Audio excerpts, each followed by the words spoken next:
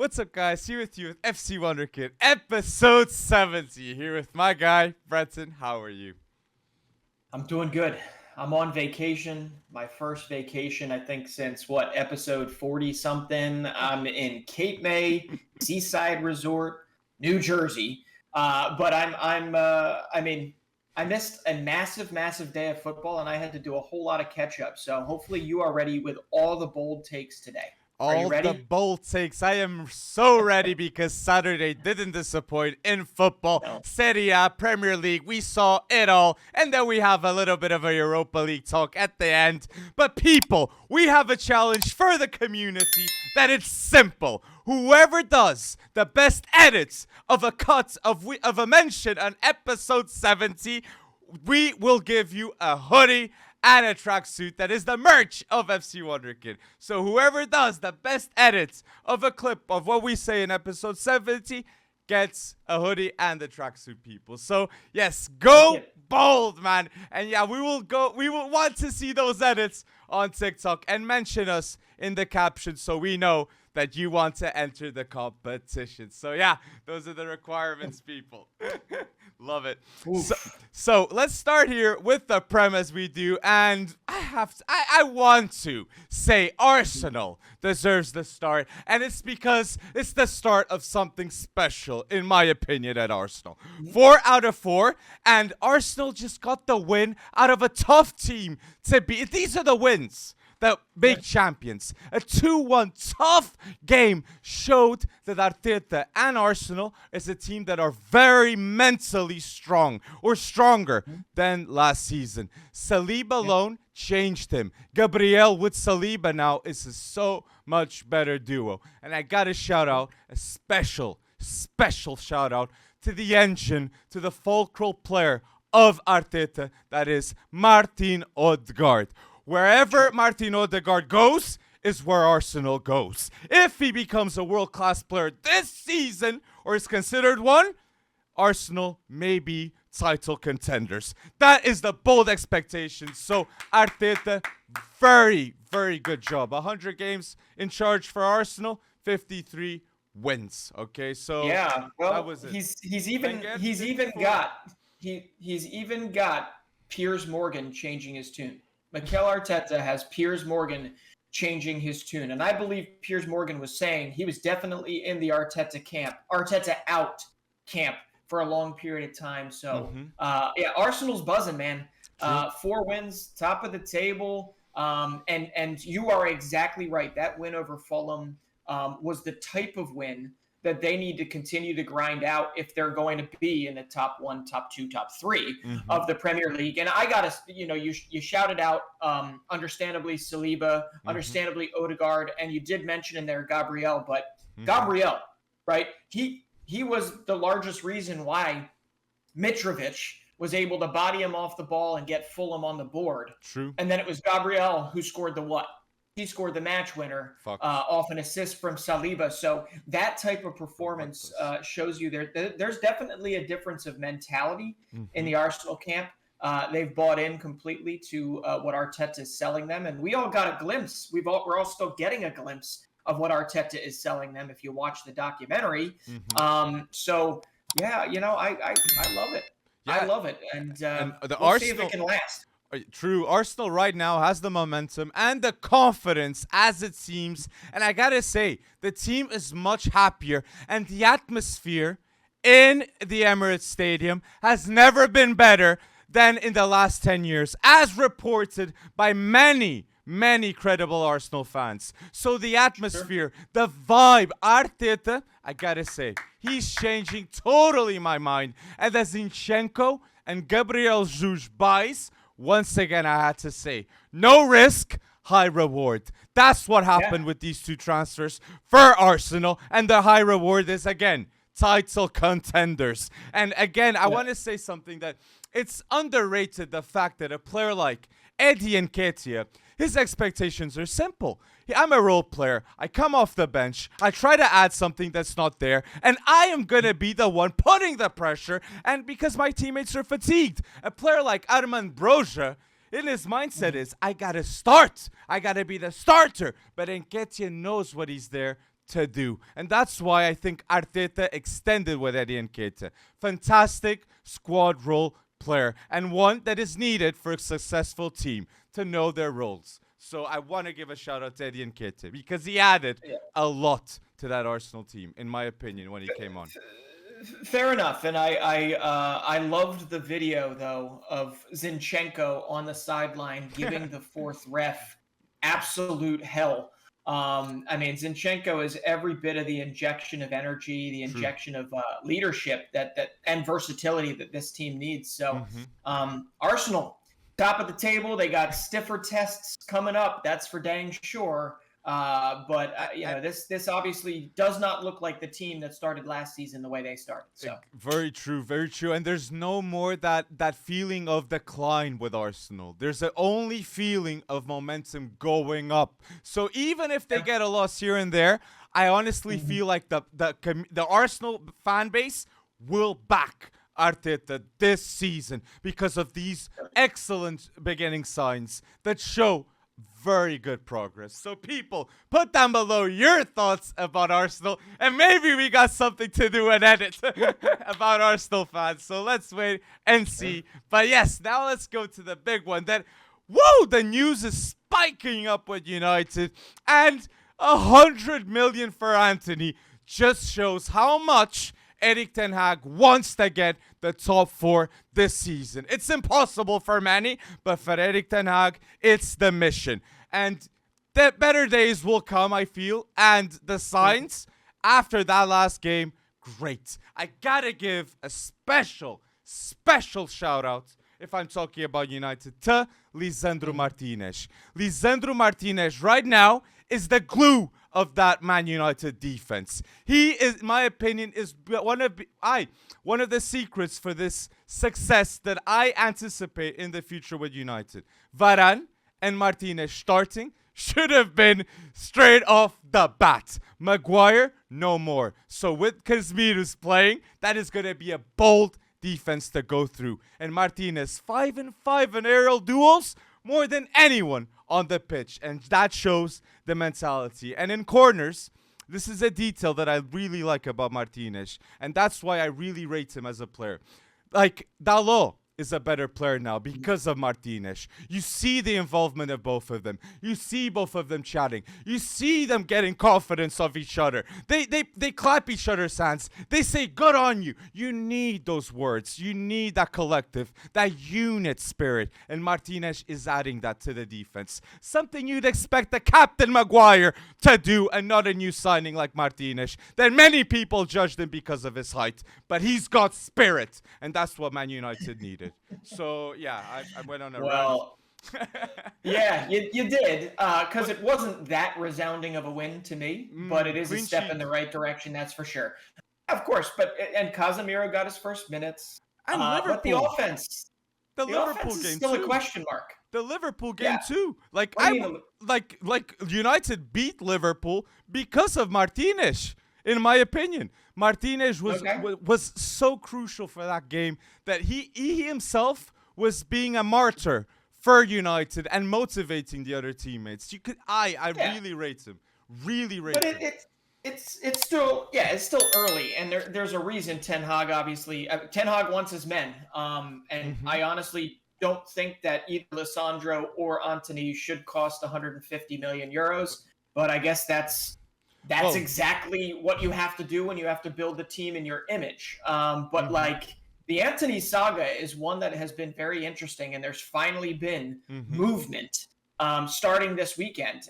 But for him to issue in that Fabrizio Romano interview, for him to throw out that quote, I'm not asking Ajax to release me. I'm asking Ajax to sell me with the highest bid ever for an Eredivisie player. Oof. I've been insisting on this since February so that the club could rebuild the team with peace of mind.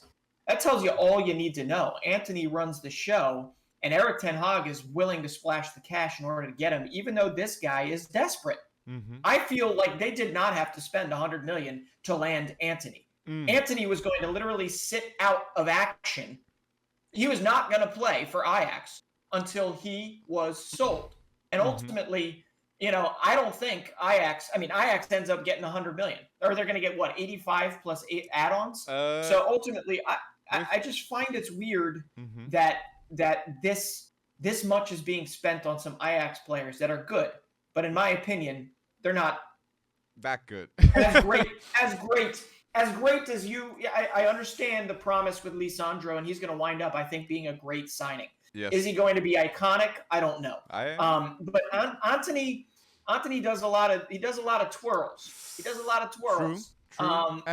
But it'll be interesting to see how that does against Premier League defenses versus instead of like RKC Walwick or Utrecht. What? Right? Yeah. I mean, but I feel where you're coming from. But with Martinez, I want to emphasize that my opinion is Martinez is going to be an Argentina national team player next to Christian Romero, and I really believe he's going to be a starter in the next few years with Erik ten Hag nonstop at Man United. So yeah, let's wait and see where he can go from there. But I agree, Antony is only going to Antony will only leave Ajax for 100 million to Man United, and that says a lot. But the main reason for that to happen is because Erik ten Hag wants the player, and the club knows it, that there's a high interest for both of them to pair up. But I do think Antony will deliver at Man United.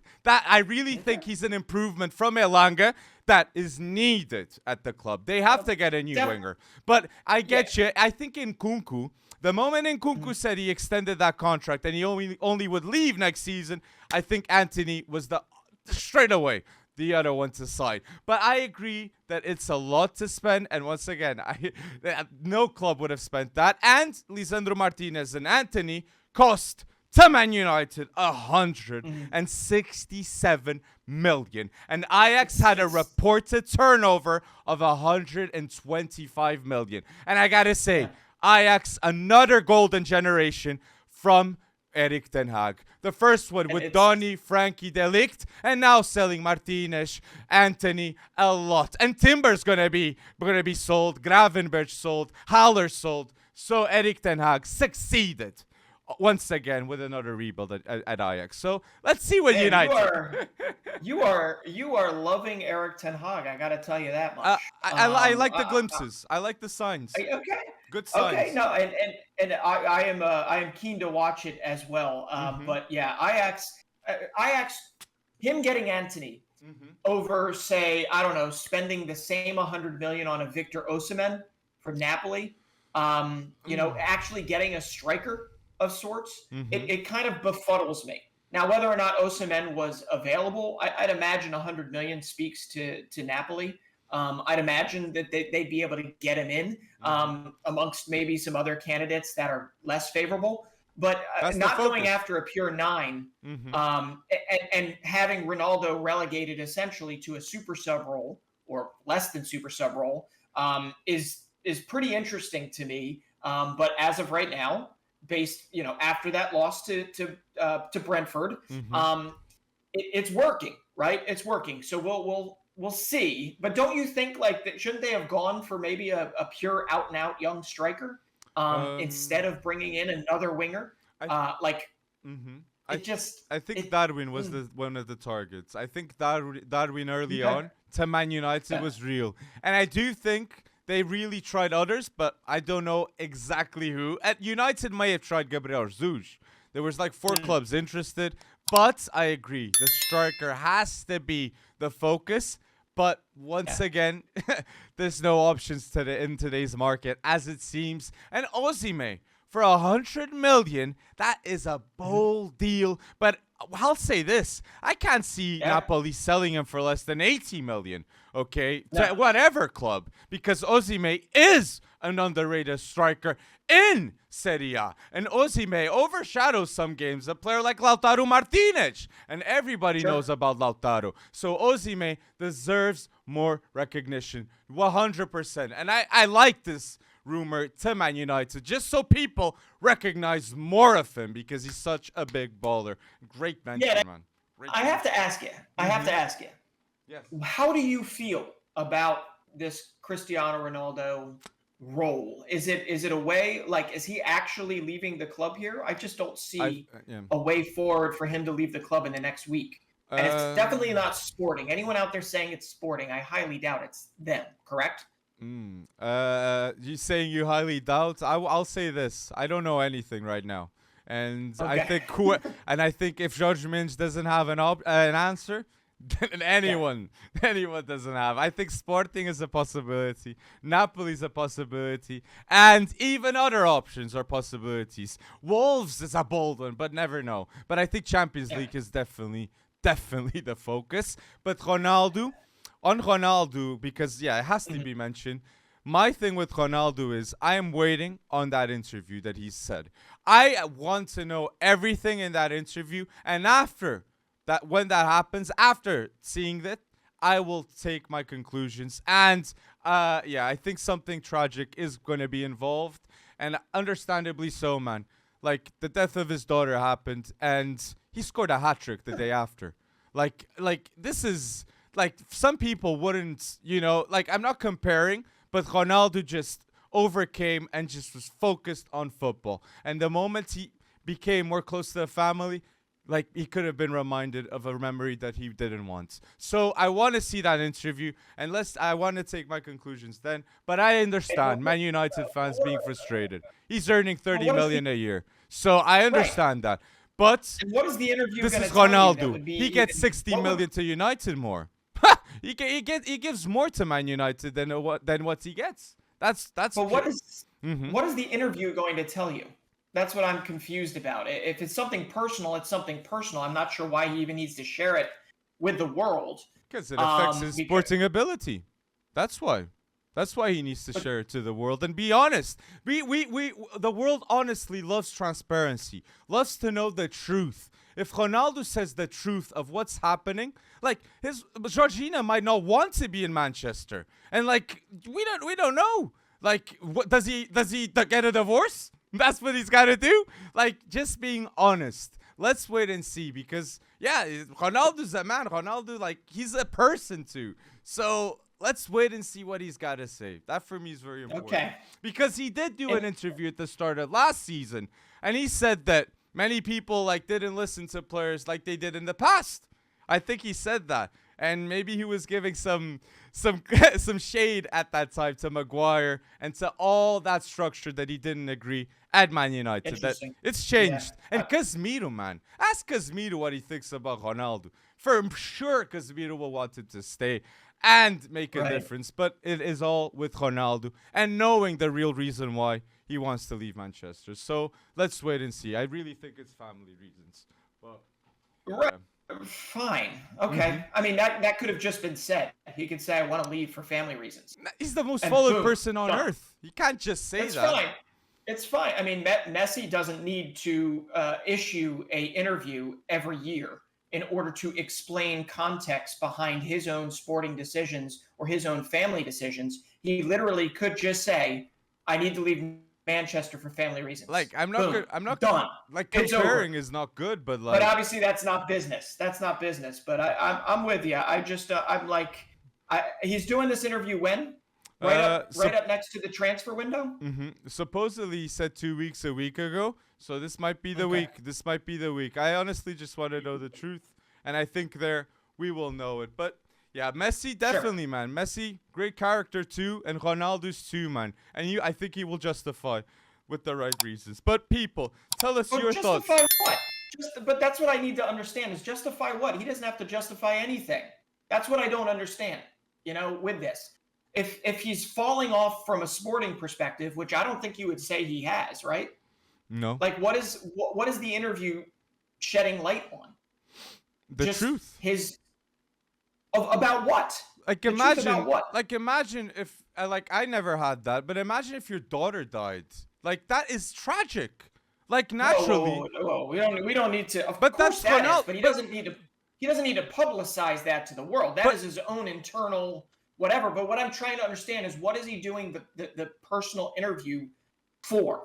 Because you're telling me his sporting level has not dropped off. So it's solely to explain and justify a potential exit for Manchester? Obviously, the numbers aren't the same. He's not playing the same. He doesn't have the same role. He's frustrated at the club. Okay. And he wasn't even in preseason with the club at Man United. Yeah. Obviously, he's not the same right now with his sporting ability. But I honestly don't know the full reason why. And I think no one knows. And a lot of players, if you see Bruno Fernandes talking about this situation, he doesn't criticize Ronaldo. He doesn't say bad of him. Like I don't see teammates relentlessly ranting on it. Like, so I want to see what's. Yep. Sorry. Yeah. All I'm saying is that interview or not, people are still going to rant on him because, like you mentioned previously, he is the most followed person on the planet. So interview or not, if that gives him peace of mind, frankly, I don't think it will. Mm-hmm. It really just kind of comes down to everyone is already going to make up their own conclusion. So he should just get on. But there's a lot of do what he's got to do and just say it's personal and I got to get the hell out of Manchester. Boom, done. He moves on and he goes and kills it elsewhere or does whatever he wants to do. Or he says, you know what, I'm stepping away from the game. How is it? How, like, now you're saying Ronaldo to retire? Like, how is it that simple? No, stop it. I'm saying he can do whatever the hell he wants. He doesn't need to do an interview in order to do whatever the hell he wants. He wants to justify the people that follow him the best way possible. So he wants to conduct an interview. Like that. Honestly, LeBron James, when he moved, well, like in the US, you guys, when you do a big move or whatever big decision, did not do it when he was 37. He didn't do it when he was 37, and he didn't do it certainly around a personal tragedy. He did not do it around a personal tragedy. He did it to amplify the amount of people. He did it to set. Oh, there's my answer. I guess it's capitalism. I don't know. He's probably gonna, whatever interview he gives, who knows? But really, I think we're spending way too much time on this. I just wanted to push back a little bit because right now, Cristiano Ronaldo is sitting on the bench and he's not playing his best football. And it was interesting to hear you say that, right? Because I think that's kind of a big deal here.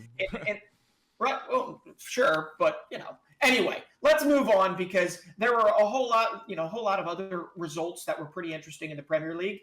Namely, what? Liverpool put 9 up on Bournemouth. Yes, that was unbelievable, man. Expecting the unexpected for that because the form of Liverpool, people had doubts with it, but Bournemouth, we knew that was gonna happen. But the most unexpected thing was they beat 9-0 Bournemouth, and Mo Salah doesn't even get a goal, and he could have got a hat trick easily, Mo Salah, in that game. But overall, a great performance. And shout out to Fabio Carvalho getting his first goal and Harvey Elliott. Okay, that those are the future of Liverpool. And players like Trent, Konate, Fabio Carvalho, Harvey Elliott, Calvin Ramsey just signed. These are the future. But Liverpool needs players right now to make the difference. And that's why they need to sign a midfielder and maybe a winger. But definitely a midfielder and a center back. You're okay.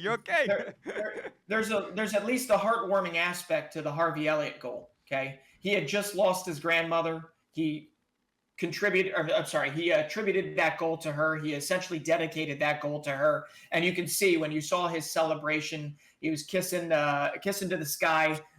That's the type of stuff you want to see from Harvey Elliott. But I believe that was his first Premier League goal, if I'm not mistaken. Yes. Or could it be? First Premier League goal. And obviously Fabio Carvalho, looking pretty good. But 9-0. I thought that only happened in the Scottish Premiership. Celtic putting up 9 this weekend too. My goodness, I just. There is a photo at the end of the game with Jurgen Klopp with his arm around Scott Parker, basically consoling him to what is likely going to be his reality this season. Because if it's not Liverpool putting it up, wait until they come up against City. Right? I just... True. But anyway, you have to throw something out there, though, for Roberto Firmino. Yes. Okay? He had every ability to leave this club. In fact, there was the thought process that they were going to move on from Roberto Firmino and find a new home for him. And the fact that he didn't, for times like this, when you need to give some people rest or you need a little bit of depth, Roberto Firmino had 2 goals, 3 assists in this particular demolition, and I think he's going to play a much larger role for Liverpool this season than most people realize, because of current squad depth issues. But man, no that is Mane, relentless. Firmino showed up. That's very true, Breton. And what I gotta say is Firmino makes players like Luis Diaz so much better, okay? He makes the team gel and Liverpool go forward. And Klopp said, no can do, Juve. He is staying. And the offer was £25 million. And yeah, that, as it's seen with the contract, it would have made sense. But Klopp didn't want that to happen. And I gotta say, the fact that Firmino gets those 2 goals and 3 assists will only make Darwin Núñez a much better player, because the competition level is higher, and Darwin will want to level himself with Firmino if he's got to start. So I absolutely love what I'm seeing. And for Liverpool, it gives the hope. But again, Liverpool has to hit the market if they want to get the Premier League title. And they got a tough... They got a good group in the Champions League, so let's wait and see what's going to happen. I think they're going to go through, but options. It's what it makes the difference. So put down below your thoughts, community, about Liverpool. And we want to see in the comment section suggestions of transfers for Liverpool, okay? Because, yeah, that's definitely going to happen. But now, you see, like we mentioned, title winning, and title winning is with Man City, because that was a bold comeback, because City was 2-0 down, and Erling Haaland decided to go bold in that second half and get his first Premier League hat-trick in style. Yeah. Jesus, you can't stop Erling Haaland, man, when he's running, and with that intention to score with that left foot. That is such a lethal shot, man. And I can't stop thinking, like, Erling Haaland is still not the best heading the ball. Like, once he gets, like, very comfortable heading the ball with his height, oh my days, man. Like, that's going to be insane level. So when he improves that aspect in the game, it will be only better. But his hat-trick in this particular match is going, it highlights exactly who Erling Haaland is going to be for Manchester City. For every goal that he scores born from his own effort, he will have a tap-in that will literally make him a 25-30 goal scorer this season. And some people might even, not myself, but some people might even look at that season and say, oh, it's kind of disappointing. Erling Haaland was nothing really for 55 minutes in this game, right? 55, 60 minutes. And I was sitting there wringing my hands thinking, oh, maybe this is it. You know, I had Crystal Palace pretty high up in my predictions. Maybe Patrick Vieira has figured it out. Maybe these new signings are starting to click and you're going to get some... Nope. Erling Haaland in the last 25, 30 minutes of the game really put his imprint. If he only has 10 touches in a game, he might score 3 goals. And that's the crazy, crazy part in this particular Pep setup. It's also why last week I kind of called it boring, because a lot of the goals he scores are just going to be at the end of a wonderfully crafted move that the rest of the team did the work, and Haaland gets in position and boom, just puts it in the net. But he's got a range. He's going to score his fair share of tap-ins. He's going to score his fair share of solo efforts.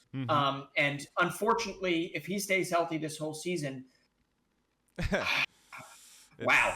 The rest of Premier League is going to be, I honestly don't know, but man. Trouble for Man City. And there's an interesting stat too, like Haaland at 22 has already 13 career hat-tricks. And for people to get a context, Fernando Torres had 8 career hat-tricks. And Erling Haaland has just arrived to the Prem, and we will definitely see him surpassing the 15. Easily career hat-tricks. We might even see it this season already. So the promise and the generational vibes that Haaland gives are immaculate. And that hug with Pep Guardiola, you almost felt like this is the new big Galactico type star with Guardiola, and I really feel like he feels it. So that release clause that Raiola put for Dortmund, that was the best thing that ever happened for Guardiola.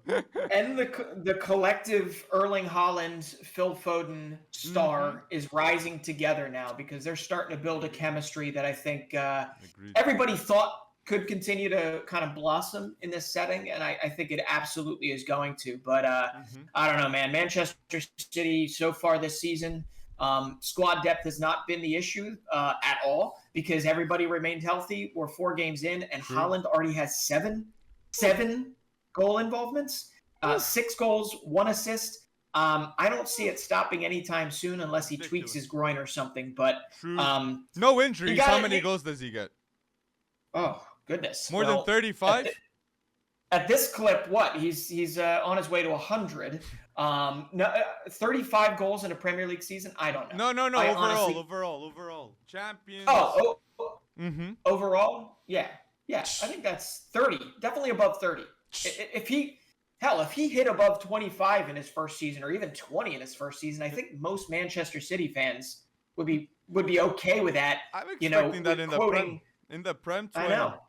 If he doesn't get that, I think people will start saying, "Oh, he's way too much. People overvalue him." But again, in a game, he can get 4 tap-ins very, very easily. And I do think Man City will reinforce even more their fullbacks in the future. Okay, not this transfer. They did this transfer with Sergio Gomes, but I expect even more. So even better options for Haaland. So the team will improve for Haaland next season. So yes, people, put your thoughts about the Prem down below with Man City, Guardiola, Haaland. The vibes are immaculate as it seems. And tell us, who do you think is going to win the title as it seems right now? But Chelsea.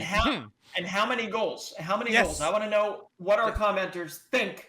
How many goals will Erling Haaland put in the back of the net this season? But let's go on to Chelsea, because all I have to say is Conor Gallagher is not off to the start. He's been given the opportunity, but he is not off to the start that any of us expected, and he needed King Raheem Sterling to bail him out at the end of this game. But it was a good fight from Chelsea. What do you say? Yeah, true. That Sterling goal was such a beauty. That dip, people. Go check it out. And for Sterling too, man, it's the confidence needed. They need players scoring goals, Chelsea. They need characters finishing. And Sterling came because of that. So I think that's why he showed the dependency that they need with finishers. And Sterling is the best player finishing. Maybe Broja if he gets a chance that I think he deserves. But Sterling, I think he has that role and he's going to go bold. But Conor Gallagher, I think he's going to move. And I think a team like West Ham, Newcastle, we mentioned in the past. And I think there's other suitors, but staying in the Prem, I could see that happening. And if Anthony Gordon goes to Chelsea for 60 million, oh my days, I don't know what Chelsea are doing. And I wouldn't be surprised if they let Conor Gallagher go too. And Everton, get him. And Broja. And they already let Levi Colville go. So it's let's wait and see. But Gordon, 60 million? Oh my days. I can't understand. I can't. No, I can't either. And even if they offer a swap deal, Conor Gallagher for Gordon, they're still spending money on top of that. But Gordon did save Everton this particular week. So we'll see what happens there. But I think more importantly for Chelsea fans, they're going to get their Wesley Fofana. Yes. Right? Yes, they will be getting Wesley Fofana. And before I move on to that, I have to say, I feel like Leicester City deserved a whole lot more from that match versus Chelsea than they likely got. And you do have to see that one of the best players on that pitch was definitely Yuri Tielemans, right?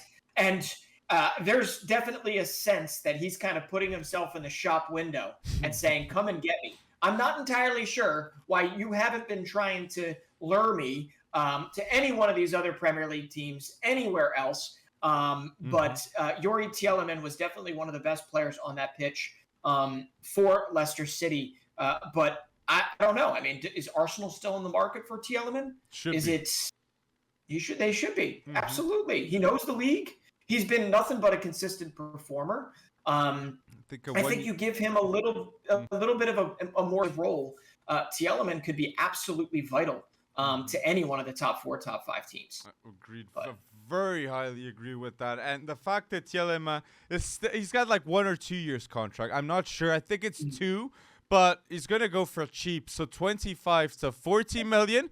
That's the price I'd expect him to leave Leicester. So I agree. People should definitely be mentioning him more to go to a team like Arsenal. So, yeah. Where do you think people Thielema is going to go this summer? Is he going to stay? That's a possibility, as it seems to. So, yeah. But I just wanted to say, too, again, Cucurella is the whole build-up play of the Thomas Tuchel new team this season. The dependency on Cucurella now makes me think, Ben Chilwell, you are a bench player right now, man. And it's crazy that a left back that cost 50 million is a bench player. But the other one costs 60. So just in left backs, they did spend 110 million. And that is mad about Chelsea, man. Mad. That is absolutely mad. But and now they're gonna go after Fofana and spend another 85 million on Fofana. So Chelsea just is not slowing down. And they likely aren't gonna keep slowing down after that. I think you're going to see a flurry of transfer activity from Todd Bowley and from Chelsea. But if you're going to talk about Cucurella, you also have to talk about Brighton in the top 3. It's early in the season, but they're in the top 3 of the Premier League. And this is even with having lost Dan Burn, having lost Ben White, having lost Mark Cucurella.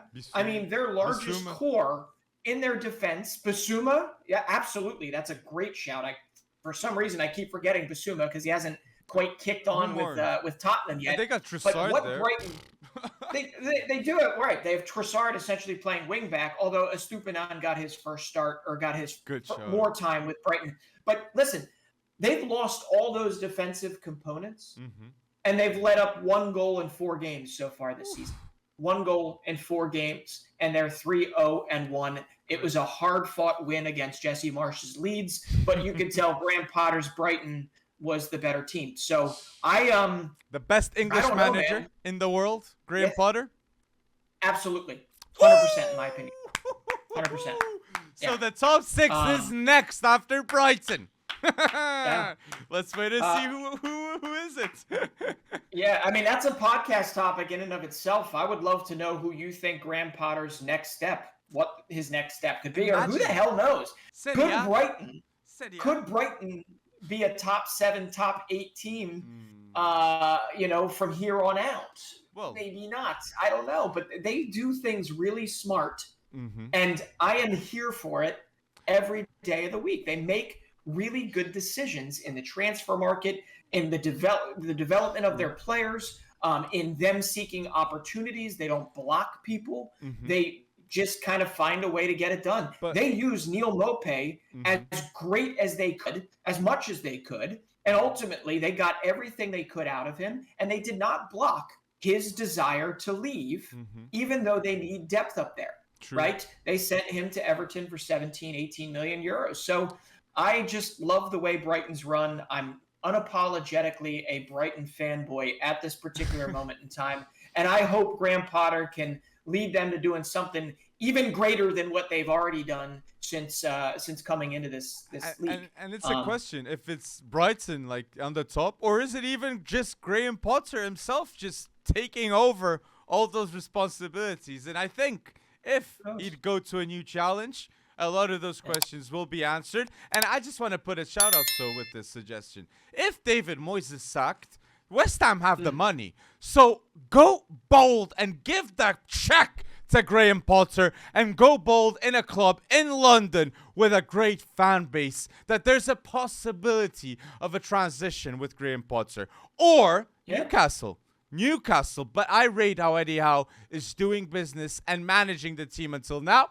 But if he starts to dip, Graham Potter could do that role. But people, put down below what do you think Graham Potter should do next, if he should leave next after this season. We never know. And talk about Brighton, about the business. And where do you think Brighton will end up this season? And do you have anything from the Prem, Breton, to mention more? Well, you mentioned Mm-hmm. Newcastle very briefly, and his visa did not come through for him to play this past weekend for Newcastle. But we Oh, do have to talk about the 75, 77, whatever it was, million euros spent on Alexander Isak. I mean, they, what are your first thoughts about that signing? Newcastle went bold, my friend. That's my first quote, and I gotta say, that's the best player that they could have gotten, in my opinion, in today's market. 70 million is not the price that another club would get Alexander Isak. It's because it's Newcastle getting him.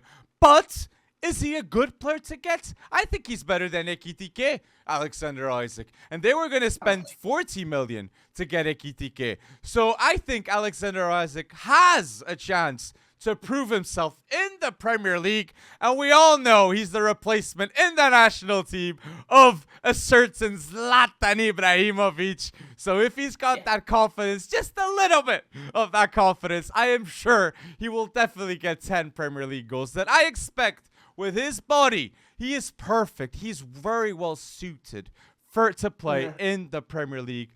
Alexander Isak and the fan base. Just imagine Bruno Guimarães behind Alexander Isak. Said Maxine, expectations are high, and I love personally that move. And here's where it comes into play. Like, Alexander Isak is a little bit of a better player than his statistics tell you he is, okay? He's actually versatile. He can actually line up on the wing, right wing, which a lot of Newcastle fans is deemed somewhat deficient, I guess, in quality.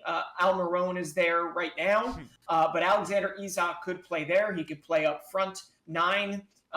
He's a very, very, I wouldn't say complete player, but for all of his strength, for all of his size, because he's a pretty tall guy, he's also faster than most people give him credit for, and he is not afraid to go directly at people. So Alexander Isak is going to be really, really interesting in a Newcastle setup.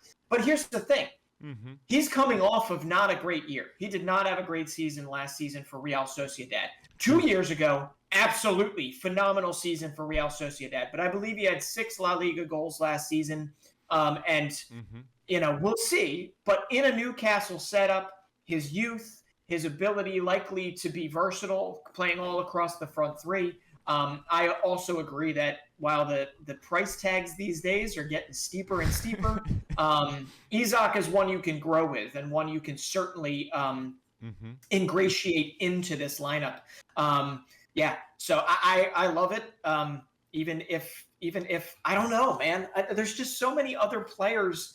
Like, I'm looking at Atalanta, and this is a little bit of a tangent, but Atalanta goes out and spends 17 million on the guy that I've been talking about for at least the last month or two, Rasmus Winter Haaland, right? The guy from the Austrian Bundesliga. They spent 17 million. Why wouldn't Newcastle take a flyer on somebody like that, who has some similar properties to Alexander Isak, although he is not as fast as Isak is? Why wouldn't they do that instead of going after a guy that only has 6 La Liga goals? And I'm Isaac gets guarantees. Because Isaac gets guarantees. He's already played at the national team level. He's showed promise in that one season. And I honestly think when Isaac's agents pitch to Newcastle, they must have some added variables to what happened last season for him to dip. Because I honestly thought he was going to leave last season already for 40 to 50 million, and Real Sociedad were asking 60 to 70, which they did get that money after all. Which for them, that was the best business decision, but for Isaac, fundamentally, it wasn't the best football decision for himself. But I agree. But what also happened, like, João Pedro was a very serious target, and I feel like that was a very reasonable get, and he would have cost 30 million. I agree. 35. I agree. So, this is taking nothing away from the promise of. But I still go Isaac. I still go Isaac. That's the thing. I still think he's going to do well. He's going to do well. I have no qualms about that. But all players mentioned, I still go Isaac. So, man, if it's 70 million, It is. But no, I'm sure that these three strikers we're mentioning fast, all show signs to add definitely a lot of quality in the world of football. So I just want to shout out that. So people, put down below what didn't mention in the Prem and go bold with your predictions, transfers. What's going to happen more in the Premier League? And yes, you mentioned Serie A. And let's go with Serie A that had a big matchup with Juve and Roma. Yeah. And Roma got that. They didn't lose. And that for me shows a lot with a Juve team that Vlahovic scored straight off the bat. And Roma managed to get that draw. And Mourinho gets a lot of hate saying he goes defensive, but he had to hunt that draw. And Tammy Abraham got that goal. And Roma has once again a lot of signs for the future and good ones, in my opinion.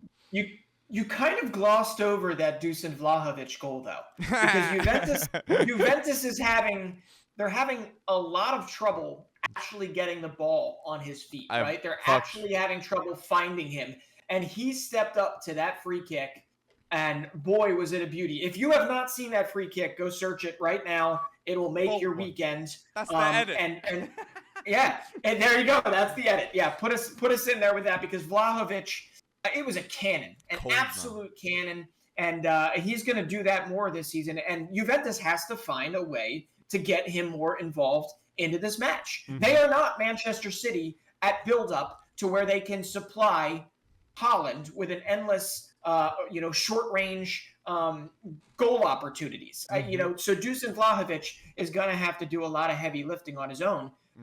But man, yeah, that game was a lot of fun. That Juventus Roma game. And what I like about Roma is like Pellegrini, man. What an underrated player. If Lorenzo Pellegrini played in the Premier League, oh my days, he'd be talked week in, week out. So people, definitely go watch Roma play and pay special attention to Lorenzo Pellegrini because that is a bad man in midfield because he's the key. He's the sauce. And Dybala's there. There's a reason why he's the captain, right? Mourinho has given him the captaincy. And but that's listen, big. That's big. Before we go to the next game, because I know what you want to talk about next, I have to bring this up before I forget it. Did you see Samuel Umtiti's arrival in the airport after he signed a contract to join Lecce in Serie A? Did you see that at all? That was a real star, right? A star in the show. The star. All I gotta say, that man has never been happier in his life to at least be met with some excitement about his arrival. And it just kind of goes to show that ever since he got injured, ever since he sacrificed himself in that World Cup, he has not had a good sporting career. It has been tough. And he's probably gone through some things with the Barca fandom that he never thought he would have when he initially signed. We have to remember, Umtiti was huge for France in that World Cup. And since then, he has barely even been able to play. And yes, he's been collecting a very sizable paycheck to essentially not play. But him showing up in that airport and ultimately breaking down in tears of joy because of how happy they were there to see him made my day. And I only hope that he's going to have a tough season with Lecce. Let's be honest. It's going to be tough for them to stay in Serie A, but it was nice to see him get that breath of fresh air and get a new start. But anyway, you're mentioning Umtiti, and I do have here on my notes something that I have to say. It's Umtiti and Barca. So it's Umtiti, it's Griezmann, and it's Coutinho. These three players, it's so good to see and refreshing that Barca is making the right decisions. And we even see Atletico de Madrid not playing Griezmann 30 minutes not to activate that clause that is 40 million that they will spend automatically to get Antoine Griezmann. So Atletico doesn't even want Griezmann at 31. So this is a common factor. Like, oh my days. And Barca got so wrong. Yeah, at least Griezmann will have more time to play Football Manager. So true. And he's already got a goal this season. So hey, good on him. But hey, we can't go any further without talking about that AC AC Milan. Milan win. Yes, yes, Uh, yes. And Rafael, a goal and an assist. A beautiful assist of who? Charles de Ketelaere, okay? The future of Belgium. And now at AC Milan. And I gotta say, about AC Milan, for me, it's crazy, the Rossoneri, because the Rossoneri, in terms of players, to debate in the best in the future, like, AC Milan as one of the best players in respective positions with Tomori, Theo, Charles de Ketelaere, Rafael, and Tonali in the future. Like, these are all future players that will be in that discussion of the best. And they're all right now at AC Milan, and none of them want to leave, as it seems. So AC Milan is doing great management, and that's why a lot of people are shouting them out in the Champions League too. Because yes, this team now with Charles de Ketelaere and Rafael performing big time can surprise a lot of people in the Champions League. And I'm sure expecting that with Tonali 2027 contract. Love it. And that desire for them to be there, it is obviously shown up on the field as well. There's a reason why they have not lost a league game in 19 games. 19 games, okay? As of right now, that is the longest unbeaten streak in the top 5 leagues for a club, okay? So the Rossoneri are doing something right in terms of team chemistry, in terms of development, in terms of trust in their players. I mean, they did not go out with the intent to just push Alexis Salamakers or Brahim Diaz out of the 11 in any way, shape, or form. What they're just trying to do is they're trying to augment their squad in order to be ready for the long haul. Because as you mentioned, they're going to have to put in a better showing in the Champions League this year, and they're going to have to fight for the Scudetto again. And those two fronts are pretty taxing. But I loved it. I loved this particular match. Rafael was a flippin' lightning bolt. And that assist that he sent, that little dink over the top to Olivier Giroud. Olivier Giroud is still scoring goals like he's 22. Okay? He is. It was like a side volley at a bizarre angle. It was to be honest, I think Zlatan was probably in the crowd giving him, his just due, telling him that, man, I mean, this guy is 35. He has scored wherever he has gone. He has 112 caps and almost 50 goals for the French national team. Olivier Giroud might be one of the more underrated strikers of the past 10 years, right? It's impressive, the volume of what he gives, even in accepting in many places a super sub role, accepting at Chelsea that he wasn't going to be playing all the time. And I love this man as a player, because he has put his head down, and literally everywhere he has gone, he has made a palatable, impressive impact. Long may he reign. I hope he continues to do that, because he's going to be that old veteran head that needs to put goals in when the rest of the team needs that pick-me-up. And a lot of class.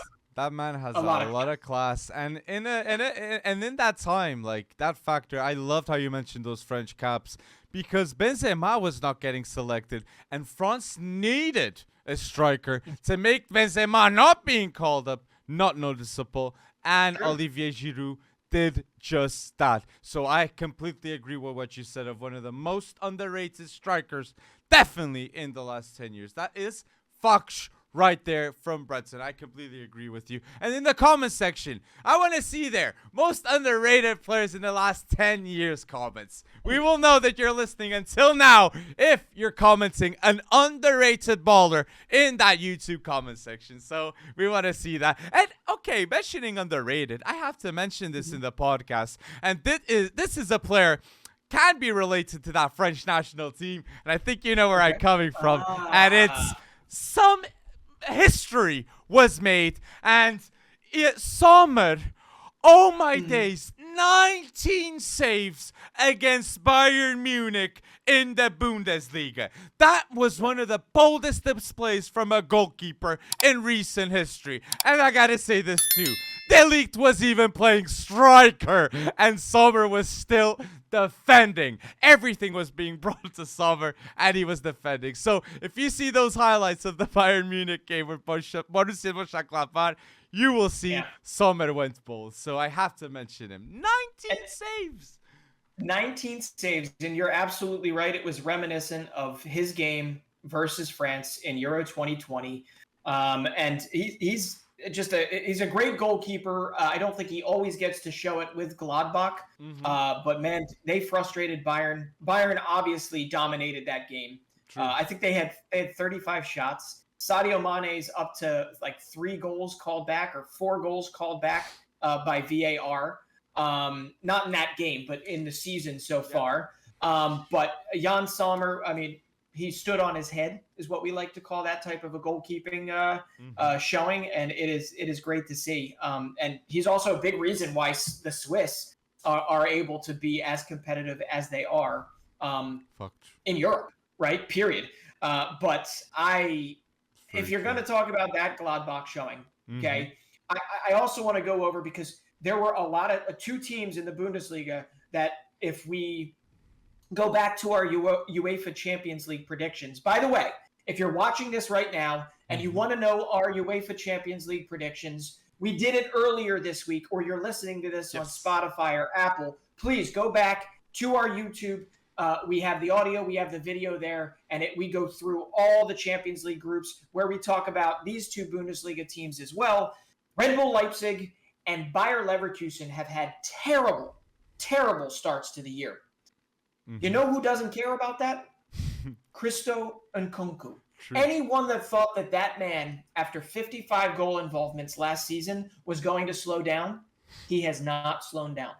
He has not slowed down at all. He had 2 goals this past weekend for Red Bull Leipzig. I think he's already up to 4 goals on the season, and he's well on his way to, I think he's got 61 goal involvements since the beginning of last season. Oh, I mean, those are ridiculous numbers. Those are insane. That's Mbappe numbers. They are. That ain't Mbappe. Like, what? No. And this is a player with a 60 million release clause. The season at the end. Oh, my gosh. The bids are going to be insane. Who's not going to bid for Nkunku? That's the real question, okay, for 60 million. Completely agree with that. And, yeah, the penalty taker, he is the guy. He is the star of RB Leipzig. I like that shout. And Union Berlin, they went bold too in the Bundesliga. Big showing with Ronaldo. Okay, I almost thought that was Ronaldo, but it's Ronaldo, people. Ronaldo Becker. Well, bold, okay. And that man cannot stop scoring. Do not sleep, though. Do not sleep on Jordan Pefok because he had 2 assists in that 6-1 rout for Union Berlin. And Jordan Pefok, you and I have talked about this repeatedly. My biggest worry for the U.S. men's national team at the World Cup is that we don't have a number 9. Ricardo Pepi still has not scored a Bundesliga goal, okay? Jesus Ferreira is great in Major League Soccer. It hasn't translated elsewhere. Recently, though, Jordan Pefok and Geraldo Becker have created possibly the best tandem up top for a Bundesliga team so far this season. Geraldo Becker already has 6 goal involvements. I believe Jordan Sabachu or Jordan Pefok has 4 or 5. I mean, these guys are killing it. And I think we have to start talking about Union Berlin as one of the better teams in the Bundesliga. They're so really well put together that defensively they're hard to play against. And offensively, they're a lot better than they've been the last few seasons. Very true. And they sold Berlin. They sold Slotterback too. So it's like their best center back in such a good defensive team. Like, they still keep it. And you mentioned, and I have to give you credit on that Jugleit was going to improve a lot on loan at Union Berlin. And I honestly believe that's what's happening. And we might see a much better player after the season of Jugleit. And me as a Portuguese man have to be very happy for what's happening at Union Berlin with that. But yes, you mentioned unbelievable numbers like 4 goals, 7 goals, 5 assists. Oh my days, that's bold. But this player that's been scoring those goals nonstop is Neymar. I want to give a shout out to Neymar in this podcast because I have a bold claim that I'm going to say it. Throw After it out there. this Ballon d'Or win that I think is going to Benzema, the next Ballon d'Or, I'm going to say my pick right now is Neymar Jr. Wow. He's starting the season right now with 7 goals and 6 assists in 3 matches. Just imagine if it was Messi or Ronaldo with these stats. People wouldn't stop mentioning them. And with 30 years old, again, it's now or never Neymar. The Ballon d'Or chance is the best one this season. This is the best chance he's ever had to win the Ballon d'Or, in my opinion. Neymar Jr. So win that World Cup or go extremely bold that everybody knows you're the best player at PSG. That at the start of the season, he's right now the best, in my opinion. But here's the pushback. Here's the pushback. I don't care if he has 40 goal involvements in Ligue 1. He will not win the Ballon d'Or with just that.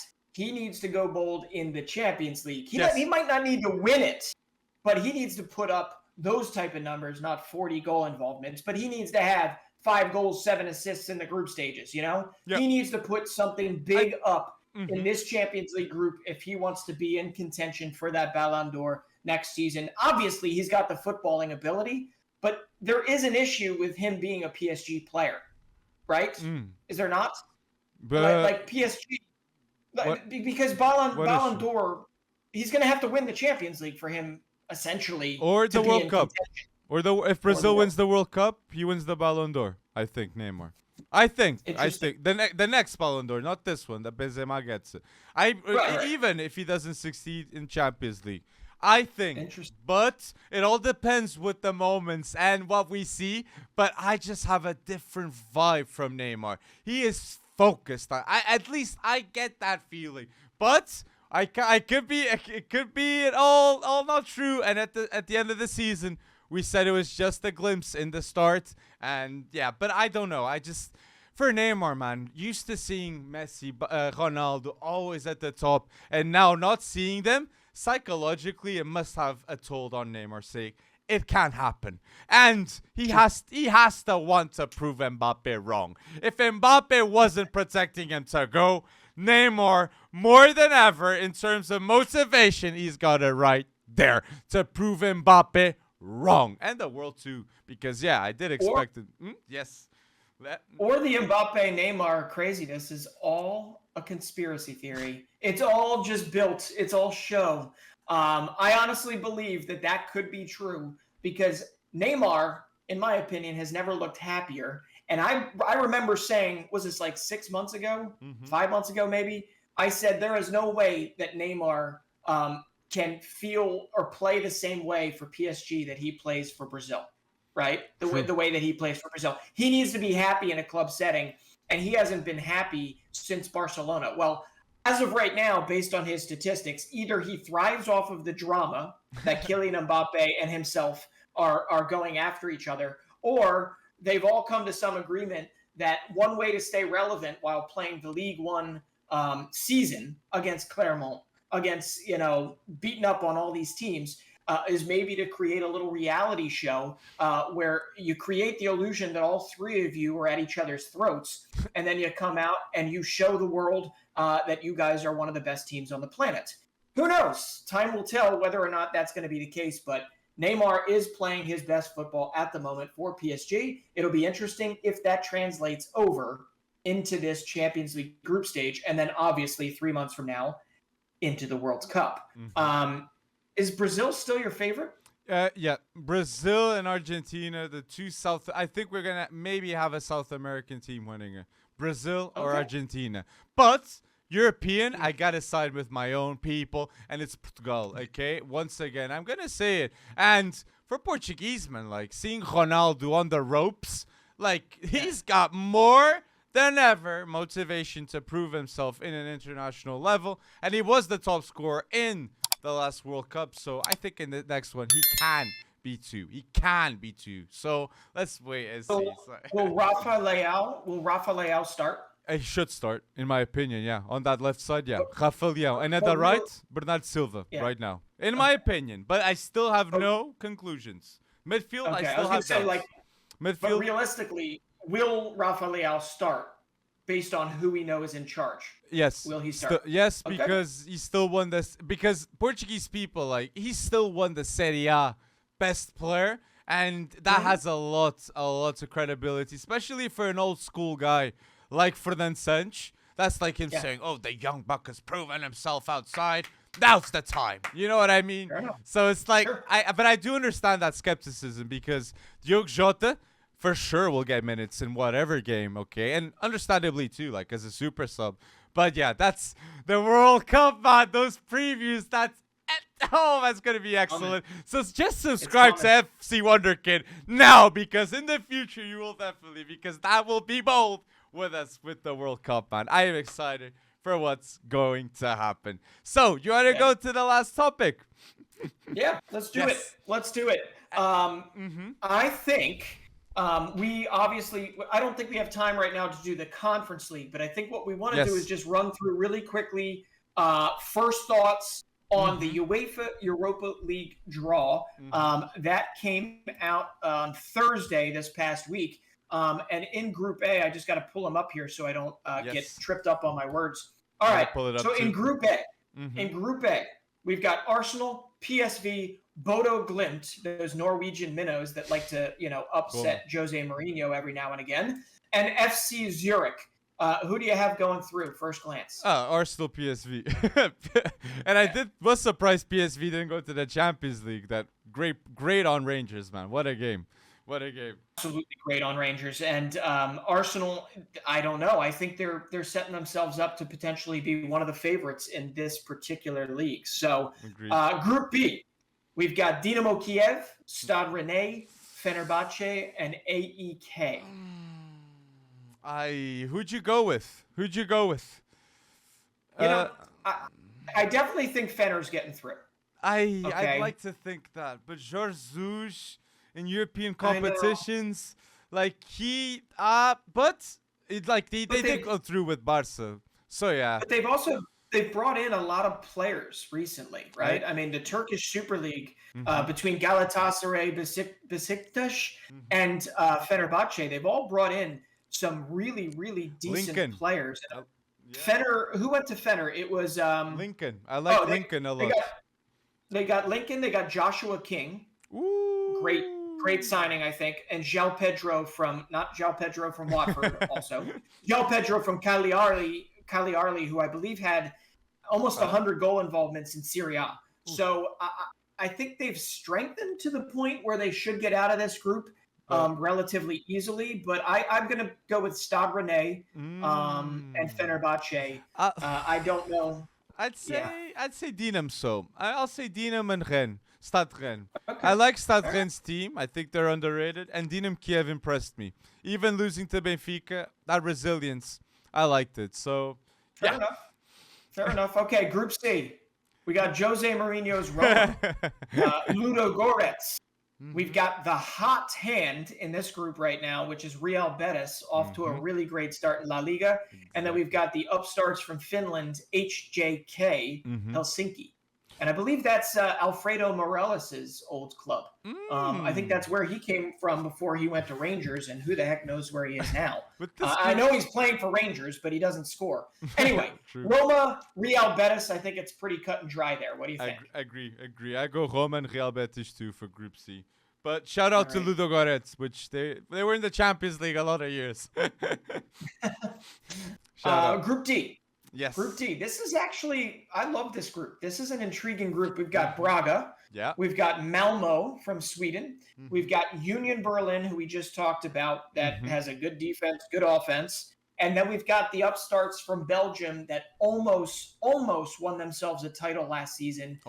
Union Saint-Gilloise, where Denise Undav got signed from there for Brighton.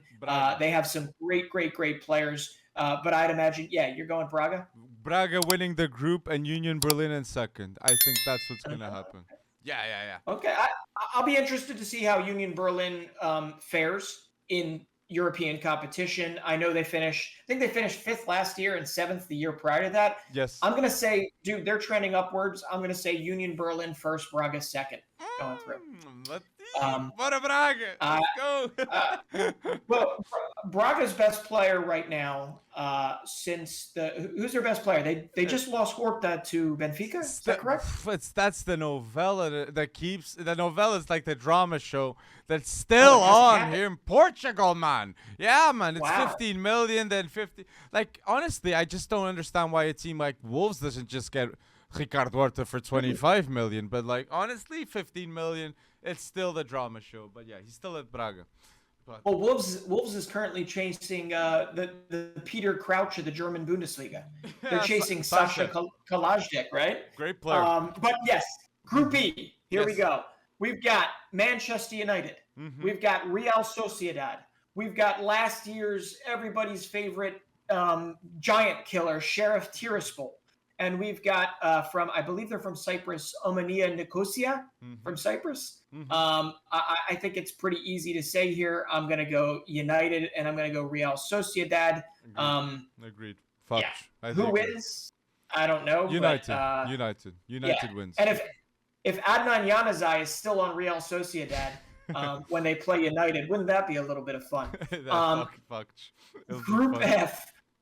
Group F, we've got Lazio, who beat Inter Milan in Serie A this past weekend, and they look really, really good. Luis Alberto, that goal was ridiculous. And Milinkovic-Savic, like what a game by him. Why is nobody signing this guy? This guy United. is worth 70, 80 million euros. Why is nobody signing him? Makes no sense. That's Fox. Bargain deal for 70 cents. Get Milinkovic-Savic. Seriously. You can pass, can do anything. But yeah, yes. All right. Lazio, Feyenoord, who just got a nice little bright, I believe it was a 21-year-old Mexican striker, Santiago Jimenez, scored his first goal, had an assist for Feyenoord. Mm-hmm. Watch out for him, especially if you're a CONCACAF fan.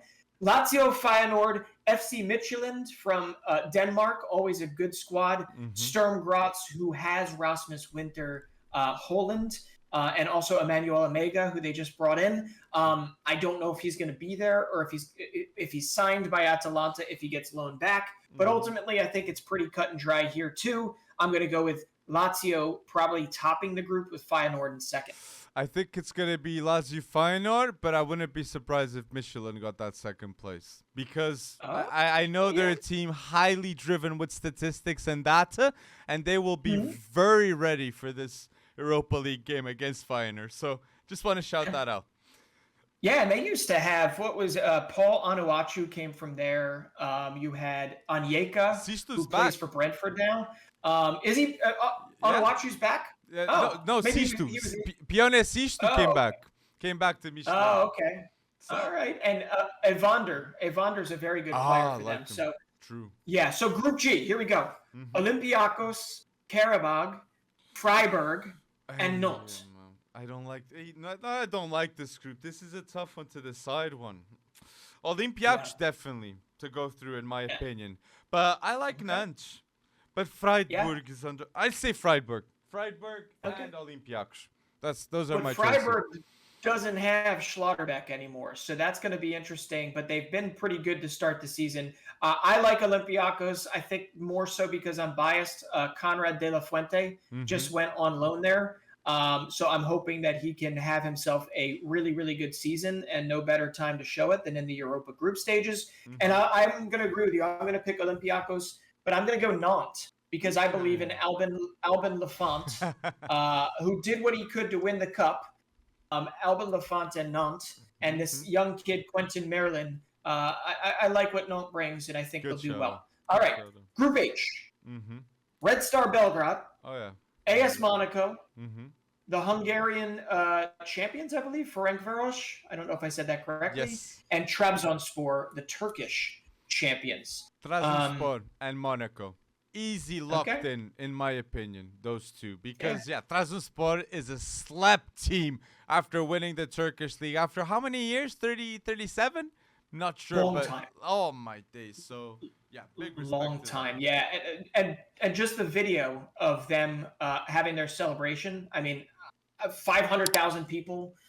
It was at nighttime. There were lights everywhere. I mean, Trabzonspor did their fans a solid last season, winning that title. So I agree. If Abdulkadir Ömür is still healthy and playing well for Trabzonspor, I think they're going to do well. And I love AS Monaco, but they're so up and down. Can we get an AS Monaco that's like even keel, starting to step upwards? Why does it have to be like going for the title and then fighting for relegation and then selling off all their players and then whatever they're doing this year? But they still have very, very good players. I pick Monaco and Monaco Trabzonspor. inconsistent FC. I agree with that. They just sell all their players, man. And to Everton of all teams, like I was, I'd expect Monaco to keep these type of players like Onana, but. It's today's market. The Premier League has all the money in the world. But yes, community, tell us, do you agree with our thoughts in the Europa League? Like, tell us bold predictions of yours down below in the comment section. We want to see your thoughts about the Europa League because, yeah, it's very promising. Like, it's easier to predict, but definitely great matchups to watch in this Europa League too. So, yeah, I'm excited for this one. So, if you're here until now, do not forget to like this video. And we said the challenge, people. We want to see an edit from what we said, one cut from what we said in this episode 70. And mention us in the caption of that TikTok. And you can get the hoodie and the tracksuit. We will mention the winner in the next podcast, episode 71. So I definitely think there's a bunch of clips that Breton is going bold, man. So clip him. So thank you. I'm just hoping my internet connection here makes it actually look okay. But yes, I love the idea. And if you get a chance, go check out fcwonderkid.com, where all this merch is. And we're going to be doing more giveaways, especially as we get further into the season and as that World Cup gets closer. Yes, so the World Cup, the big event, and people subscribe to FC Wonderkid because the World Cup, we're about to go bolder than ever, just like in the Euros. Thank you for listening until now to episode 70, and thank you, community, for going bold on a weekly basis.